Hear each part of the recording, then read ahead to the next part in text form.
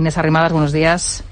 Hola, buenos días, ¿qué tal? Bien, la pregunta que nos estábamos haciendo ahora en la mesa, después de analizar todo lo que sucedió ayer en el Parlamento, es, a partir de ahora, ¿qué es lo que va a suceder? O, mejor dicho, a partir de ahora, ¿qué es lo que uno espera que suceda?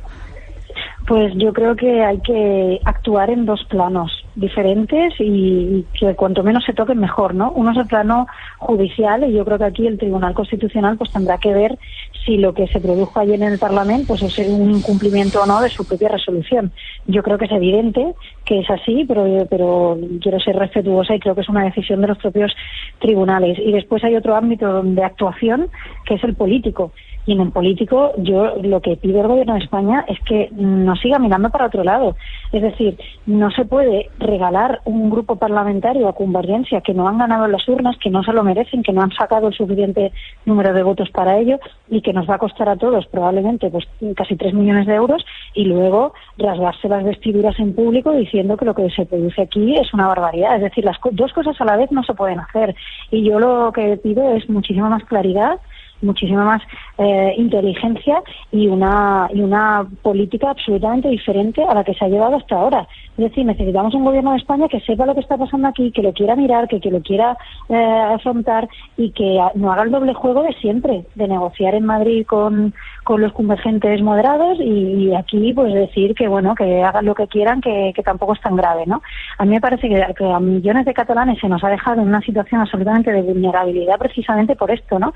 Por el juego político entre los viejos partidos y los partidos nacionalistas, porque hacen unas declaraciones muy graves y luego pues al final acaban pactando todo, ¿no? Y repartiéndose grupos y sillas, ¿no? Y a mí me parece que eso es una grave irresponsabilidad. Por tanto, yo creo que hay que actuar en esos dos ámbitos.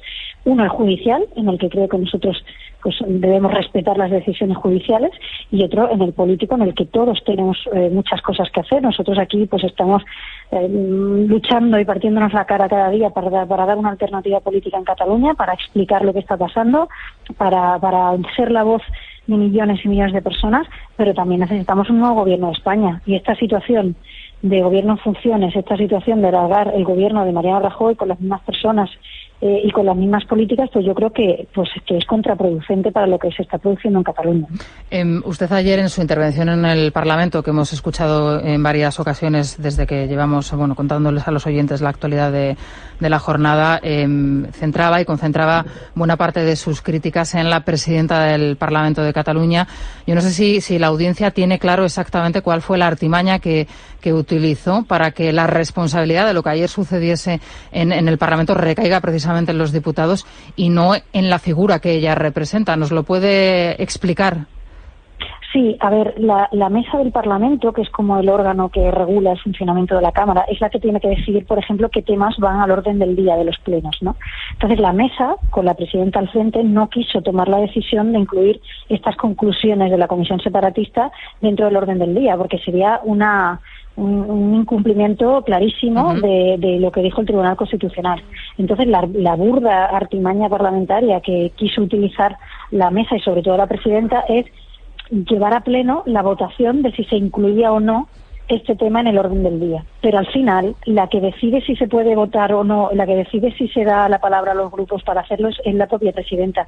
Yo creo muy sinceramente que ella no va a poder eludir sus responsabilidades y que ser presidenta no es solo cobrar un sueldazo y tener privilegios, sino ser presidenta es asumir las responsabilidades.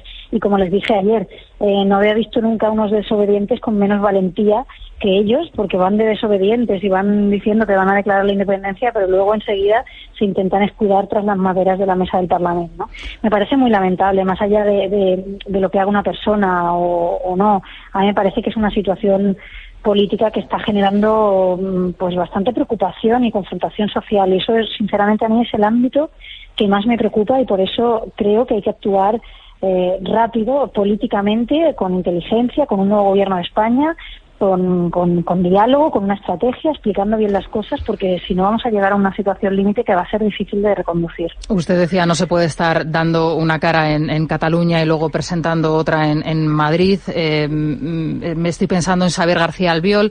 Ayer también abandonó, junto con el resto de diputados del Partido Popular, el Parlamento de Cataluña, junto con los de Ciudadanos. No lo hizo el Partido Socialista de Cataluña, el PSC, con el señor Iceta.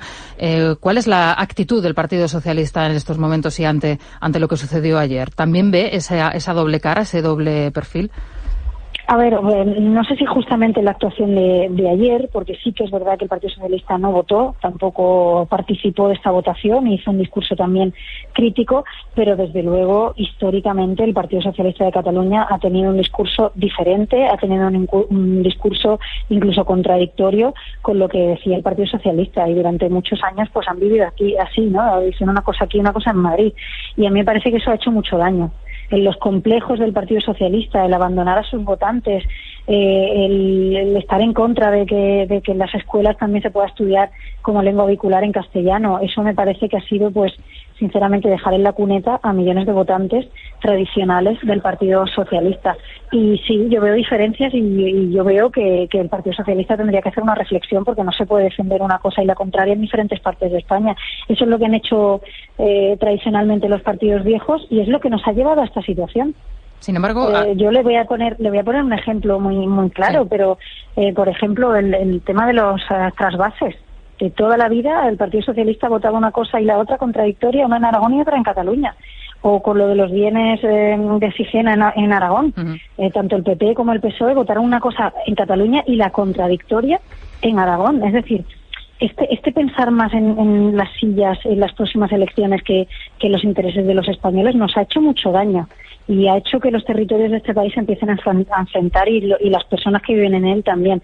Por tanto, yo estoy muy orgullosa, y se lo digo personalmente, de estar en un partido que defiende lo mismo en Madrid, en Cataluña, en Andalucía, y que tiene la valentía, además, de poder decir las mismas cosas en cualquier rincón de España.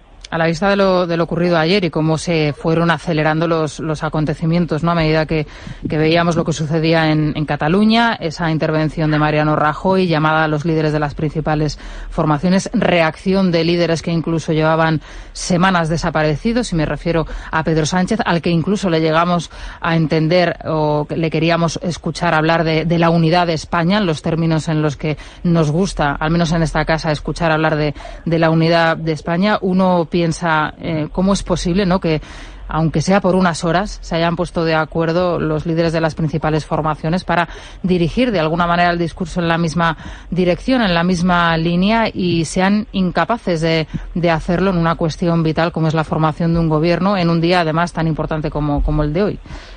Pues comparto absolutamente la reflexión. Es decir, el Partido Popular y el Partido Socialista, cuando quieren, se ponen de acuerdo. Y cuando quieren se ponen de acuerdo para regalarle un grupo parlamentario a Convergencia o para cederles escaños a los partidos nacionalistas, pero para las cosas importantes, que es decir, señores, vamos a pensar en España, vamos a pensar en lo que compartimos, vamos a pensar en todos los principios que los partidos constitucionalistas podemos defender juntos. En vez de hacer eso, pues se han dedicado a alimentar la confrontación entre bandos, entre la izquierda y la derecha, entre los rojos y los azules, y estamos en esta situación por eso. Porque aquí ha habido políticos irresponsables que se han dedicado a enfrentar a la gente en función de su ideología, en función de en qué bando lucharon sus abuelos o en función de en qué comunidad autónoma viven. Y un país que está desunido es un país débil, y nosotros apostamos por todo lo contrario. Vamos a buscar lo que nos une, que es muchísimo. Vamos a buscar lo que podemos compartir los partidos constitucionalistas, y vamos a formar una alternativa. Vamos a poder dar origen a un gobierno que gestione este país de una manera sensata y seria e ilusionante, ¿no? Eso es lo que nosotros estamos intentando. Creo que Ciudadanos es fundamental. La presencia misma de Ciudadanos ha permitido que se puedan poner de acuerdo en muchas cosas y que se puedan formar gobiernos aunque no haya mayorías absolutas, porque somos un partido de centro que podemos dialogar con nuestra izquierda y nuestra derecha, pero evidentemente queda mucho trabajo por hacer, porque llevamos 30 años de una dinámica que no es buena. Pero bueno, yo soy optimista y creo que en los próximos años empezaremos a ver con más normalidad el llegar a pactos entre diferentes partidos, y empezaremos a ver con más normalidad el poder ponernos de acuerdo para tirar hacia adelante leyes que son buenas para España. Al margen ya de la llamada que se produjo ayer, y ya esta es la última cuestión que le traslado, señora Arrimadas, ¿se ha producido alguna conversación entre Mariano Rajoy y Albert Rivera en las últimas horas orientada a esa formación de gobierno? Pues que yo sepa, en las últimas horas no. Tampoco he estado con Albert en las últimas horas, pero yo creo que yo sepa no, y sinceramente tampoco tenemos signos de que el señor Rajoy vaya a cambiar de actitud. Es decir, creemos y tenemos la sospecha de que puede cometer de nuevo el mismo error, de decirle que no al rey, de no asumir con valentía el reto de intentar buscar apoyos, y a nosotros nos parece que en un momento como este hay que ser valiente.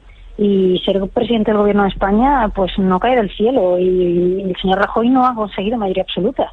Además está en una situación complicada, con el partido imputado por corrupción, con su aparición en los papeles de Bárcenas. Es decir, yo entiendo que sea difícil, y yo humanamente entiendo que el señor Rajoy pues no vea con facilidad el poder entablar conversaciones y negociaciones, pero es que no tiene más remedio que hacerlo, ¿no? Nosotros le decimos que lo intente, que sea valiente, que asuma el momento y que trabaje para que el Partido Socialista pueda venir también hacia una abstención responsable como plantea Ciudadanos.